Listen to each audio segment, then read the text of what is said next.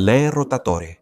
En la tarde del 25 de junio de 1982, el Departamento de Policía de Council Bluffs fue llamado a la escena de un crimen espantoso cuando las camareras del hotel encontraron el cuerpo empapado de sangre de una joven en la habitación 106 del motel Best Western Frontier Motor Lodge, ubicado en 2216 27 Avenida en Council Bluffs, Iowa. La mujer, aún vestida con su pijama, yacía boca arriba en un charco de sangre en el lado derecho de la cama. No había señales de lucha o entrada forzada, y la víctima había muerto por una única herida de cuchillo en el corazón infligida desde el frente.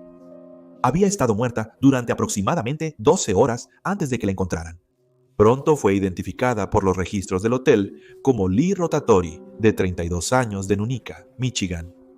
Lee había estado viviendo en el hotel alrededor de una semana antes de morir. Estaba en un alojamiento temporal mientras se entrenaba para su nuevo trabajo como directora de servicios de alimentos en el Hospital Jenny Edmondson en Council Bluffs. La mayor de 4 hijos, Lee había crecido en las afueras de Rochester, Minnesota, y se describía como una mujer tranquila que era una chica de granja en el fondo. Asistió a la Universidad de Wisconsin, donde obtuvo una licenciatura en servicios dietéticos y luego continuó para obtener su maestría en nutrición de alimentos. Un detective que recopiló información sobre la mujer de 32 años notó: «No he hablado con nadie que no le gustara». Siendo bien querida y tranquila, los investigadores tuvieron problemas para identificar un motivo para el horrendo crimen. Aunque su reloj, anillo y billetera faltaban en su habitación, el capitán de policía Eldon Jones le dijo a los medios que no estaba seguro de que el robo fuera el verdadero motivo, señalando que la habitación de Lee no había sido saqueada o destrozada como si alguien estuviera buscando algo. Por otro lado, el doctor Samuel Rosa, médico forense del condado de Pottawatomie, sugirió que el asesinato pudo tener una motivación sexual, pero Jones indicó que no había pruebas definitivas para sustentar esta hipótesis. Al rastrear sus últimos movimientos, las autoridades descubrieron que ese día Lee había ido a navegar en el lago Managua con algunos amigos nuevos del hospital. El grupo se separó al anochecer y la mujer de 32 años recogió un McDonald's de camino a casa. Ningún empleado del hotel vio a Lee entrar en su habitación, por lo que los trabajadores del restaurante de comida rápida fueron los últimos en verla con vida. Los investigadores notaron que la proximidad del hotel a la I-29 a 80 implicaba que el asesino podría estar a 5 pies o a 1000 millas de distancia. Afirmaron que Lee solo compró comida para una persona.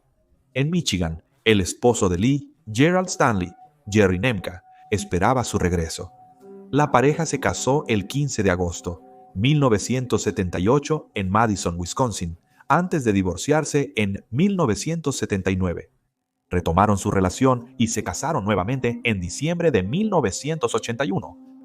Aunque Jerry y Lee no tenían hijos juntos, Lee había decidido mantener el apellido de su primer esposo porque compartían un hijo de 11 años que vivía con él en Chicago. También se informa que mantuvo el nombre por razones profesionales. En el momento del fallecimiento de Lee, Jerry trabajaba a tiempo parcial como repartidor para una floristería y a tiempo parcial en una estación de gasolina. En mayo de 1960, Jerry, de 17 años, fue detenido en Starved Rock, Illinois, por los asesinatos de 3 mujeres jóvenes y la paliza mortal a Marilyn Duncan, una camarera de 16 años de Chicago. Cuando la policía lo atrapó, conducía un vehículo robado de la misma área donde Marilyn había sido atacada menos de una semana antes. En un artículo del Chicago Tribune del 9 de mayo de 1960, Jerry admitió haber violado, estrangulado y golpeado a Marilyn. Durante su tiempo en prisión, se le permitió visitar a su madre durante una semana debido a su buen comportamiento, pero terminó escapándose, aunque finalmente fue capturado. No está claro si Jerry tenía una coartada para el momento del asesinato de su esposa o si alguna vez fue considerado sospechoso. El arma homicida en el caso de Lee nunca fue hallada y su asesinato sigue sin resolverse. Sin embargo, algunos creen que podría estar conectado con otro caso similar, aunque hasta ahora no ha habido evidencia para probarlo. Linda Mayfield nació en Nebraska el 8 de agosto de 1960. El 9 de abril de 1982, solo meses antes del asesinato de Lee, las autoridades fueron llamadas al Motel Starlight en 3320 West Broadway, en Council Bluffs, a las 2:18 ante Meridian. Hubo informes de un disturbio que involucraba a un hombre blandiendo un cuchillo. Los oficiales llegaron rápidamente a la escena y encontraron a Linda Mayfield, de 21 años, colapsada boca abajo en el suelo cerca de la puerta de la oficina norte. Tenía múltiples heridas de arma blanca en el rostro, pecho, abdomen, mano y pie. Aunque fue llevada al Hospital Mercy en Council Bluffs, murió en cirugía a las 4 de la mañana. Un amigo de Linda, que presenció el crimen, dio a los investigadores una descripción detallada del delincuente. Se le describe como un hombre blanco, de entre 26 y 28 años, de estatura entre 5 pies, 7 y 5 pies 10 y estaba afeitado. Llevaba una chaqueta de mezclilla azul, camisa de jersey celeste y jeans azules. El testigo también notó que el hombre tenía mucho vello corporal que sobresalía por el cuello de su camisa. Pensaban que se hacía llamar Chris, pero a pesar de esta descripción y una ilustración del hombre, nunca fue identificado y el caso de Linda nunca se ha resuelto. Si tienes alguna información sobre el caso de Lee o de Linda, puedes llamar a Council Bluffs Crime Stoppers al 712-328-7867 o a la División de Investigación Criminal del Departamento de Policía de Council Bluffs al 712-328-4765. Jessica Kinsey. Nacida el 16 de febrero de 1981, Jessica Ann Kinsey era una joven común en los años 90. Asistió a la escuela secundaria Union en Union, Missouri, y sus seres queridos la describieron como una chica tímida que florecía cuando estaba con sus amigos, volviéndose más extrovertida. Y extrovertida, también amaba la película Dirty Dancing y disfrutaba nadando, acampando en los meses de verano y jugando con su perro Max. Su color favorito era el verde cazador, y las paredes de su habitación habían sido pintadas en ese tono exacto en el día de San Esteban de 1995. Jessica fue a visitar a una amiga. Debía llamar a su madre, Mary, a las 5 para informar si volvería a cenar, pero nunca llamó. Al llegar a la casa de su amiga, Jessica fue recogida por Jimmy Hopkins, de 23 años, hijo de la amiga de su madre. Según informes, Hopkins pagó a su amigo Mark Henderson para que les diera un paseo en su 1994. Según la declaración posterior de Henderson a la policía, mientras los tres conducían, Jessica parecía triste, con la cabeza baja, sin hablar, mientras Hopkins hablaba de cómo la chica de 14 años estaba embarazada de su bebé y la pareja iba a Niagara Falls, Nueva York, para casarse. Hopkins le mostró a Henderson algunos anillos de boda. Los dos hombres y Jessica se registraron en el Dollar Inn en la cuadra de los Mill en North Main Street en Cloverdale, Indiana, durante las primeras horas de la noche. Jessica y Hopkins se hospedaron en la habitación 222, mientras que Henderson se alojó solo en la 224. Durante la mitad de la noche, Henderson afirmó que escuchó ruidos fuertes provenientes de la habitación de Jessica, señalando que, en un momento, parecía que un cuerpo fue lanzado contra una pared. Sin embargo, cuando Henderson fue a enfrentar a la pareja por el ruido, Hopkins afirmó que los dos estaban teniendo, cito, sexo rudo, y que no era nada de qué preocuparse. Al día siguiente, Henderson despertó para encontrar la habitación 222 vacía y su coche desaparecido. Reportó el auto como robado de inmediato. Después, los investigadores descubrieron que Hopkins había empeñado el anillo de bodas de su abuela en París, Tennessee, a 300 millas de Cloverdale, más tarde el 27, el día en que él y Jessica desaparecieron del hotel. Menos de 2 semanas después, el vehículo de Henderson fue hallado abandonado en Compton, California. Los detectives descubrieron que Hopkins había estado trabajando en la zona en una heladería local. Testigos afirmaron ver a una chica que coincidía con la descripción de Jessica con Hopkins, llevando a los investigadores a creer que la joven de 14 años había llegado a Compton con él. Sin embargo, no se supo nada más de Jessica. A finales de la primavera o principios del verano de 1996, Jimmy Hopkins regresó solo a Missouri. Los investigadores no pudieron localizarlo hasta varios meses después, en noviembre de ese año. Hopkins negó haber lastimado a Jessica y dijo a los investigadores que la última vez que vio a la joven de 14 años fue en un hotel de Hollywood, California, donde se hospedaba con un mexicano llamado Capone. Sin embargo, la dirección del hotel que Hopkins dio a los investigadores los llevó a un lote vacío. También dio diferentes versiones sobre su paradero a cualquiera que le preguntara al respecto. Supuestamente, Hopkins luego le dijo a varias personas que había asesinado a Jessica y deshizo de su cuerpo. Mary, la madre de Jessica, afirmó que Hopkins la acosó durante años después, burlándose de ella y gritándole a través de los estacionamientos, diciéndole que Jessica estaba muerta y que debería superarlo. Aunque las autoridades se acercaron a él al menos una vez al año, Hopkins siempre se armaba con un abogado y se negaba a hablar. La madre y amigos de Jessica, de 14 años, afirmaron a los investigadores que ella no salía con Hopkins cuando desapareció y que nunca tuvo una relación romántica con él. Según el proyecto Charlie, Mary también afirmó que sabía por razones médicas que Jessica no podía estar embarazada. Los amigos de Jessica dijeron que ella jamás había hablado de tener novio. Ni familiares ni amigos creían que la chica de 14 años huyó de casa voluntariamente. Sin embargo, Mary sí dijo que su hija era ingenua y que habría confiado en Hopkins ya que lo conocía desde la infancia. Frustrantemente, no hubo respuestas en el caso de Jessica. En abril de 2008, Hopkins esposó a su esposa, Anna, de 30 años, y la mató a tiros en su casa de Joplin, Missouri. Se suicidó con su propia arma. Tenía 35 años y dejó a los dos hijos de la pareja sin padres. Aunque nunca se acusó a Hopkins en relación con la desaparición de Jessica, Mary, junto con los investigadores, cree que él es responsable.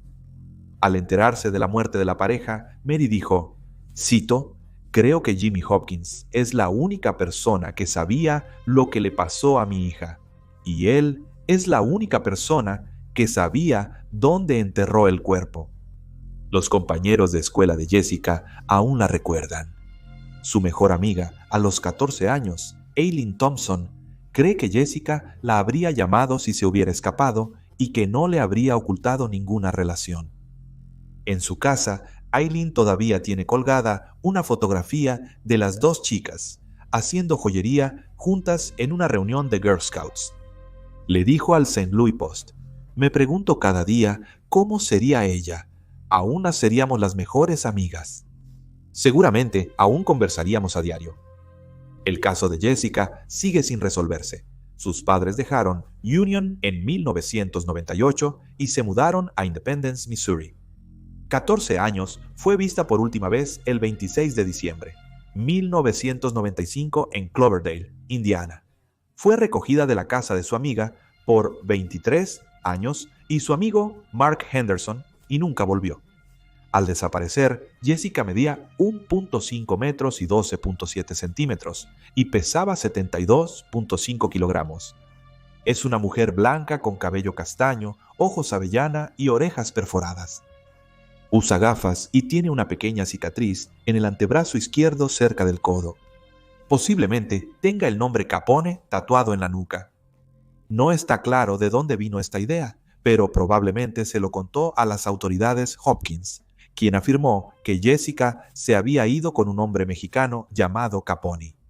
La última vez que se vio a Jessica vestía un suéter blanco de cuello alto, sudadera y chaqueta de cuero verdes, jeans Levi oscuros y zapatillas negras.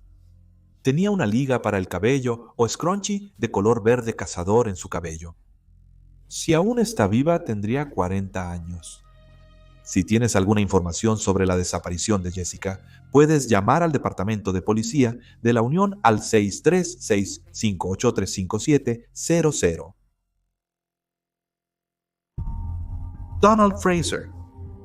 Nacido en Queensland, Australia, el 10 de abril de 1892, Donald Fraser se mudó con su familia a Nueva Zelanda en 1909. Aquí asumió un puesto como fogonero de locomotora, pero el puesto no duró mucho, ya que Donald era discutidor y violento, y terminó metiéndose en una pelea física con otro colega, lo que resultó en su despido. Después de esto, Donald trabajó en una serie de trabajos diferentes, pero prefería ser su propio jefe y encontró que la gestión de hoteles era su posición ideal. En 1915 se casó con Elizabeth Walton, una mujer menuda, rubia y de ojos azules. La pareja tuvo a su primera hija, una niña llamada Joyce, un año después, y en 1926 tuvieron a su primer hijo, Cluta. La pareja administró varios hoteles juntos y en 1929 se hicieron cargo del hotel Riccarton Racecourse en Christchurch, que fue construido en 1883. En la noche del 17 de noviembre de 1933, Donald y Elizabeth tomaron una copa con sus invitados en el bar del hotel. En ese momento, los pubs en Nueva Zelanda solo podían vender alcohol hasta las 6 de la tarde. Pero Donald, que era algo así como un rompedor de reglas, ignoró esta ley y durante bastante tiempo logró salirse con la suya sirviendo a sus invitados hasta altas horas de la noche. Donald, un gran bebedor, se emborrachaba rápidamente. A menudo se decía que era un hombre particularmente abrasivo, pendenciero y violento cuando consumía alcohol. Pero en esta ocasión evitó enfrentarse con alguien y poco antes de la medianoche, él y Elizabeth se dirigieron a su habitación mientras los huéspedes del hotel comenzaban a salir del bar. A las 23:45, la pareja estaba lista para ir a dormir. Según el relato de Elizabeth de la noche, la puerta sonó justo antes de que la pareja se quedara dormida, así que Donald fue a ver quién era. Sin embargo, ella se quedó dormida antes de que su esposo regresara y fue despertada por una fuerte explosión cuando Donald fue disparado con una escopeta de doble cañón mientras dormía en la cama junto a ella.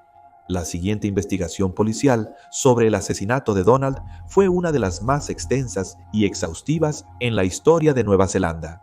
Las autoridades siguieron varias líneas de investigación, viajando por el país para entrevistar y seguir pistas. Se sabía que Donald frecuentemente iniciaba peleas y expulsaba a la gente de su hotel. Su estilo de vida acelerado y arriesgado, que incluía juegos de azar y delitos menores, junto con esto, daba a los detectives muchos posibles sospechosos. Uno de los principales descubrimientos durante la investigación inicial fue una huella ubicada en el rellano de la escalera de incendios fuera del dormitorio de la pareja. Generalmente se cree que el asesino huyó de la escena usando la veranda y se observó que la huella había sido hecha por un zapato con suela de goma. Como resultado, se examinó el calzado de todos en el edificio para ver si podrían coincidir con la escena del crimen. Los zapatos de Donald, unas botas de goma, fueron descartados como coincidencia. Los detectives preguntaron en tiendas de zapatos locales y almacenes en un intento de rastrear la marca y modelo de calzado que dejaría una huella similar. Al final, la policía concluyó que la huella era de un amigo de Joyce, la hija de 16 años de la pareja, quien al parecer la visitaba durante la noche. No obstante, este joven nunca fue considerado sospechoso o persona de interés en el caso. En los días posteriores al crimen, Elizabeth fue interrogada a fondo. Ella mantuvo su historia de que la pareja tenía un matrimonio feliz, no tenía preocupaciones y que la noche del tiroteo estaba profundamente dormida y fue despertada por el disparo. Al despertar, no vio a su agresor. Sin embargo, los investigadores notaron que cuando llegaron a la escena, el lado de la cama de Elizabeth estaba perfectamente hecho y no parecía haber sido dormido, ni su almohada. Un médico que la examinó al día siguiente no encontró ningún moretón en su piel por el retroceso del arma, ni pólvora en su camisón. Además, la familia no tenía armas en la propiedad. No está claro si Elizabeth incluso sabía cómo disparar un arma.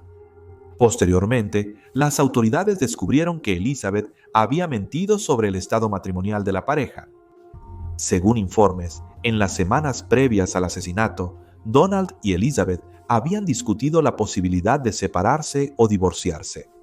Donald incluso habló de instalar a su amante como la dueña del hotel. Elizabeth se enteró de la infidelidad de Donald en ese mismo periodo. Donald conoció a Eileen Hardcastle por medio de un amigo en común. Eileen vivía en Wellington, pero como Donald tenía que viajar allí con frecuencia para reuniones, la pareja podía verse con bastante regularidad. Después de enterarse, Elizabeth y su esposo tuvieron una acalorada discusión, durante la cual ella cortó su ropa en pedazos. La historia fue escrita en una carta de Donald a Eileen y los investigadores hallaron ropa destrozada en la habitación de la pareja. Aunque las autoridades habían descartado a Elizabeth como posible sospechosa, volvieron a ella tras el descubrimiento del affair de Donald. Sin embargo, Elizabeth ya estaba cansada y enfadada, negándose a hablar con la policía. También contrató a Charles Thomas, uno de los mejores abogados penales de la ciudad, quien prácticamente impidió que los detectives hablaran con ella. Como resultado de esto, los investigadores comenzaron a preguntar en un intento de recopilar información sobre Elizabeth, y no se sorprendieron al descubrir que se la consideraba tan desagradable como su esposo. Una pieza de evidencia interesante que se encontró fue que los cartuchos de escopeta recuperados del mar provenían de la costa oeste, un área que Elizabeth había visitado solo un mes antes de que se llevara a cabo el crimen. A mediados de 1934, se investigó el asesinato de Donald. El forense Ed Mosley determinó que el hombre de 41 años fue asesinado por un individuo o individuos desconocidos. Lo más notable es que enumeró los nombres de aquellos que consideró que habían sido veraces y confiables durante la investigación, insinuando que aquellos a los que no nombró estaban mintiendo, declarando cita, dejó al público la estimación de las otras pruebas que se han presentado ante este tribunal. Elizabeth fue registrada como vaga y evasiva en el estrado. Gran parte de lo que dijo se pudo demostrar que era falso. Días después de que concluyó la investigación, Mosley recibió una carta interesante que decía lo siguiente: Señor Mosley, usted es un hombre muy inteligente, acusando a los testigos de decir mentiras, pero está en el camino equivocado. Yo disparé a Donald Fraser, ya que estaba bastante justificado hacerlo, pero usted tiene la mejor parte para encontrarme. La policía envió esta carta para ser examinada por expertos en escritura a mano, pero los dejó frustrantemente aún en el punto de partida, ya que solo 2 de los 4 expertos consultados pensaron que Elizabeth había escrito la nota. La ausencia de evidencia física llevó a la policía a creer que Elizabeth había planeado el asesinato, pero no había sido la ejecutora directa. El asesinato de Donald Fraser sigue sin resolverse. Las autoridades nunca tuvieron las pruebas para presentar cargos contra su esposa, Elizabeth. Los historiadores y periodistas de hoy en día teorizan que Elizabeth mató a su esposo porque no quería perder el lujoso y ostentoso estilo de vida que llevaba gracias a su dinero. Ella era su única beneficiaria y recibió 670 libras después de la muerte de Donald. Esto equivale a dólares estadounidenses, $55,700 estadounidenses actuales. Tras el incidente, Elizabeth comenzó a salir con Charles Chaney, un piloto de carreras que trabajó temporalmente como barman en el hotel. Continuó administrando el hotel hasta 1935, que es cuando ella, Chaney y su hijo Cluta se mudaron a Nueva Gales del Sur, Australia. Desapareció de los registros públicos después de los años 30, aunque se sabía que Cluta aún vivía en Australia durante los años 50. En cuanto al hotel, todavía está en funcionamiento hoy. Tras el asesinato de Donald, surgieron informes de que estaba embrujado. El personal reportó que las puertas se cerraban bruscamente y los grifos se abrían solos. Sentían que Donald todavía estaba presente, buscando a su asesino. Y ahí tienes los hechos. Comparte tus teorías y especulaciones en los comentarios. Recuerda dar like y suscribirte para apoyar al canal. También puedes apoyarnos en Patreon para tener la oportunidad de ver tu ciudad natal destacada en un próximo episodio de Detective de Casos Fríos. Gracias por ver. Mantente alerta, mantente seguro y nos vemos la próxima vez.